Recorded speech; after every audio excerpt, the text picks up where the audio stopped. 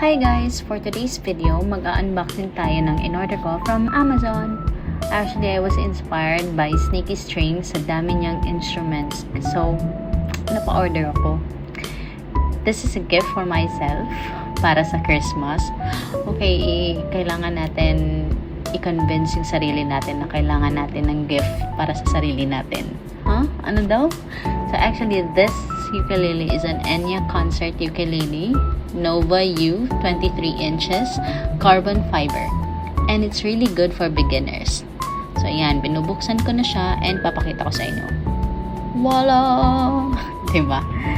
Anyway, it's so cool. The packaging is cool, and actually itong in-order ko, it includes case, and then I'm not sure if there's a strap and capo. Let's see. So I'm going to open it. Ooh, diba guys, ang ganda ng forma niya, and it's color black, of course. Bakit hindi, diba? And maganda yung tunog niya. Hindi nyo lang maririnig because wala lang. Paparinig ko sa inyo sa different video. Okay. So, may kasali siyang strap, case, and capo, and extra strings. Diba? Sulit na sulit. Sulit na sulit talaga siya.